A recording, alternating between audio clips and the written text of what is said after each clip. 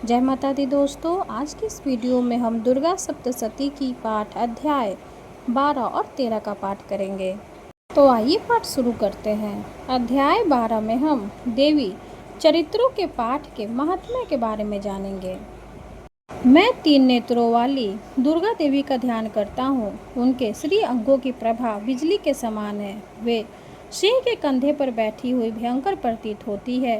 हाथों में तलवार और ढाल लिए अनेक कन्याएं उनकी सेवा में खड़ी है। वे अपने हाथों में चक्र, गदा, तलवार, ढाल, बाण, धनुष, पाश और तर्जनी मुद्रा धारण किए हुए है। उनका स्वरूप अग्निमय है तथा वे माथे पर चंद्रमा का मुकुट धारण करती है। देवी बोली, देवताओं, जो एकाग्रचित होकर प्रतिदिन इन स्तुतियों से मेरा स्तवन करेगा, उसकी सारी बाधा मैं निश्चय ही दूर कर दूंगी। जो मधुकैटभ का नाश, महिषासुर का वध तथा शुंभ निशुंभ के संहार के प्रसंग का पाठ करेंगे तथा अष्टमी, चतुर्दशी और नवमी को भी जो एकाग्रचित हो भक्तिपूर्वक मेरे उत्तम महात्म्य का श्रवण करेंगे, उन्हें कोई पाप नहीं छू सकेगा। उन पर पाप जनित आपत्तियां भी नहीं आएंगी।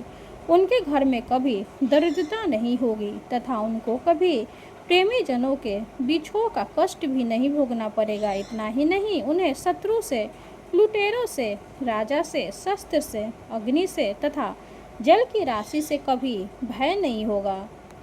इसलिए सबको एकाग्रचित होकर भक्ति पूर्वक मेरे इस महात्म्य को सदा पढ़ना और सुनना चाहिए। यह परम कल्याणकारक है। मेरा महात्म्य महामारी जनित समस्त उपद्रव तथा आध्यात्मिक आदि तीनों प्रकार के उत्पादों को शांत करने वाला है। मेरे जिस मंदिर में प्रतिदिन विधि पूर्वक मेरे इस महात्म्य का पाठ किया जाता है, उस स्थान को मैं कभी नहीं छोड़ती। वहाँ सदा ही मेरा सत्रिदान बना रहता है। बलिदान, पूजा, होम तथा महोत्सव के अवसरों पर मेरे इस चरित्र का पूरा पाठ और श्रवण करना चाहिए।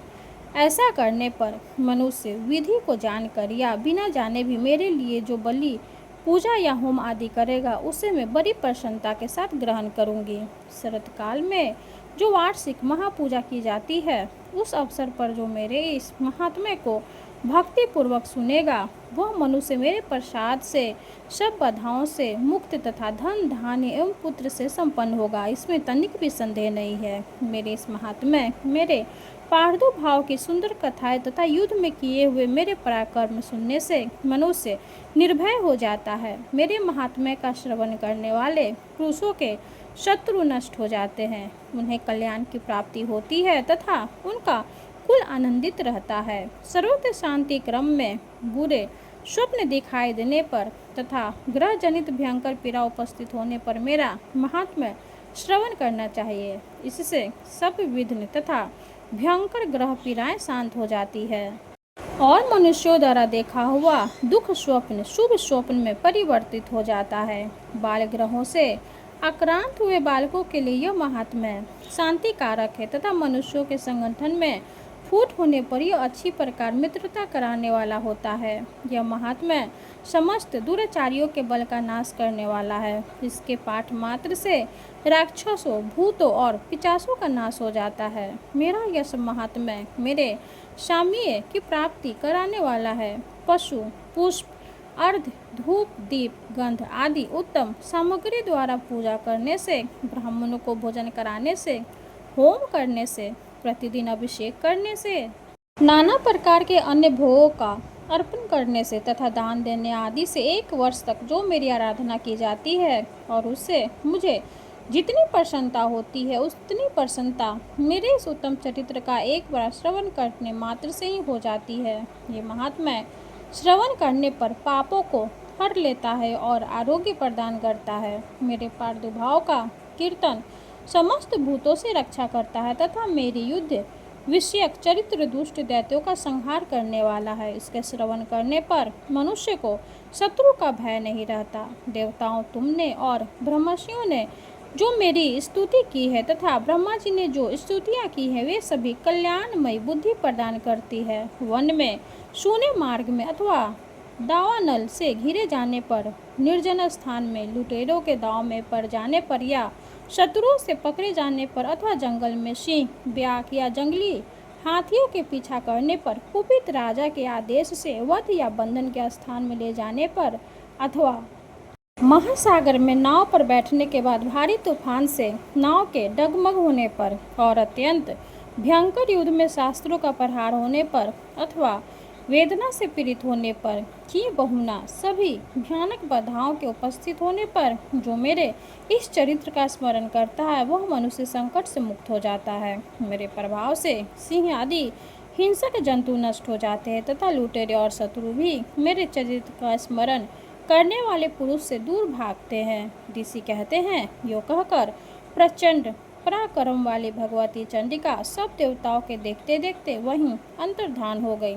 फिर समस्त देवता भी शत्रुओं के मारे जाने के निर्भय हो पहले की भांति यज्ञ भाग का उपभोग करते हुए अपने अपने अधिकार का पालन करने लगे। संसार का विध्वंस करने वाले महाभयंकर अतुल पराक्रमी देव शत्रु शुंभ तथा महाबली निशुंभ के युद्ध में देवी द्वारा मारे जाने पर शेष दैत्य पाताल लोक में चले गए। राजन, इस प्रकार भगवती अंबिका देवी नित्य होती हुई भी पुनः पुनः प्रकट होकर जगत की रक्षा करती है। वे ही इस विश्व को मोहित करती, वे ही जगत को जन्म देती तथा वही प्रार्थना करने पर संतुष्ट हो विज्ञान एवं समृद्धि प्रदान करती है। राजन, महाप्रलय के समय महामारी का स्वरूप धारण करने वाली वे महाकाली ही इस समस्त ब्रह्मांड में व्याप्त है। वे ही समय समय पर महामारी होती है और वे ही स्वयं अजन्मा होती हुई भी सृष्टि के रूप में प्रकट होती है। वे सनातनी देवी ही समय अनुसार संपूर्ण भूतों की रक्षा करती है। मनुष्यों के अभ्युदय के समय वे ही घर में लक्ष्मी के रूप में स्थित हो उन्नति प्रदान करती है और वे ही अभाव के समय दरिद्रता बनकर विनाश का कारण होती है। पुष्प, धूप और गंध आदि से पूजन करके उनकी स्तुति करने पर वे धन, पुत्र, धार्मिक बुद्धि तथा उत्तम गति प्रदान करती है। इस प्रकार श्री मार्कंडेय पुराण में सार्वजनिक मनवंतर की कथा के अंतर्गत देवी महात्म्य में फल स्तुति नामक 12वां अध्याय पूरा हुआ। माता रानी की जय हो। अब हम अध्याय 13वां का पाठ करेंगे। अध्याय 13 में हम सूरत और वैश्य को देवी के वरदान के बारे में जानेंगे। तो आइए पाठ शुरू करते हैं। जो उदय काल के सूर्य मंडल की सी कांति धारण करने वाली है, जिनके 4 भुजाएं और 3 नेत्र हैं तथा जो अपने हाथों में पाश, शंख, वर एवं अभय की मुद्रा धारण किए रहती है, उन शिवा देवी का मैं ध्यान करता हूँ।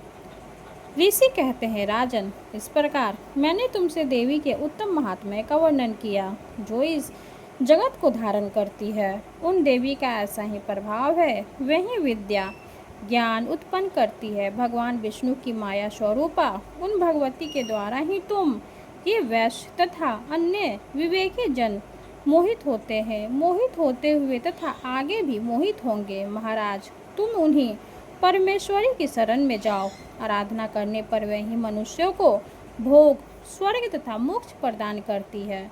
मार्कंडेय जी कहते हैं, कौष्टुकी जी, मेधा मुनि के ये वचन सुनकर राजा सुरथ ने उत्तम व्रत का पालन करने वाले उन महाभाग महर्षि को प्रणाम किया। वे अत्यंत ममता और राजा परहन से बहुत खिन्न हो चुके थे। महामुनि इसलिए विरक्त होकर वे राजा तथा वैश्य तत्काल तपस्या को चले गए और वे जगदम्बा के दर्शन के लिए नदी के तट पर रहकर तपस्या करने लगे। वे वैश्य उत्तम देवी सूतक का जप करते हुए तपस्या में प्रवृत्त हुए। वे दोनों नदी के तट पर देवी की मिट्टी की मूर्ति बनाकर पुष्प, धूप और हवन आदि के द्वारा उनकी आराधना करने लगे। उन्होंने पहले तो आहार को धीरे धीरे कम किया, फिर बिल्कुल निराहार रहकर देवी में ही मन लगाए एकाग्रता पूर्वक उनका चिंतन आरंभ किया। वे दोनों अपने शरीर के रक्त से प्रोक्षित जल देते हुए लगातार 3 वर्ष तक संयम पूर्वक आराधना करते रहे। इस पर प्रसन्न होकर जगत को धारण करने वाली चंडिका देवी ने प्रत्यक्ष दर्शन देकर कहा। देवी बोली, राजन तथा अपने कुल को आनंदित करने वाले वैश्य, तुम लोग जिस वस्तु की अभिलाषा रखते हो वह मुझसे मांगो, मैं संतुष्ट हूँ अतः तुम्हें वो सब कुछ दूंगी। मार्कंडेय जी कहते हैं, तब राजा ने दूसरे जन्म में नष्ट न होने वाला राज्य मांगा तथा इस जन्म में भी शत्रुओं की सेना को बलपूर्वक नष्ट करके पुनः अपना राज्य प्राप्त कर लेने का वरदान मांगा। वैश्य का चित्त संसार की ओर से खिन्न एवं विरक्त हो चुका था और वे बड़े बुद्धिमान थे, अतः उस समय उन्होंने तो ममता और अहंता रूप आसक्ति का नाश करने वाला ज्ञान मांगा। देवी बोली, राजन, तुम थोड़े ही दिनों में शत्रुओं को मारकर अपना राज्य प्राप्त कर लोगे। अब वहाँ तुम्हारा राज्य स्थित रहेगा। फिर मृत्यु के पश्चात तुम भगवान विवस्वर सूर्य के अंश से जन्म लेकर इस पृथ्वी पर स्वर्णिक मनु के नाम से विख्यात होगे। वैसे वर्य, तुमने भी जिस वर को प्राप्त करने की इच्छा की है उसे देती हूँ। तुम्हें मोक्ष के लिए ज्ञान प्राप्त होगा। मार्कंडेय जी कहते हैं, इस प्रकार उन दोनों को मनोवांछित वरदान देकर तथा उनके द्वारा भक्ति पूर्वक अपनी स्तुति सुनकर देवी अंबिका तत्काल अंतर्धान हो गई। इस तरह देवी से वरदान पाकर क्षत्रियों में श्रेष्ठ सूरत सूर्य से जन्म ले शार्वरी नामक मनु होंगे। इस प्रकार श्री मार्कंडेय पुराण में शार्वणिक मनवंतर की कथा के अंतर्गत देवी महात्म्य, सूरत और वैश्य को वरदान नामक 13वां अध्याय पूरा हुआ। माता रानी की जय हो।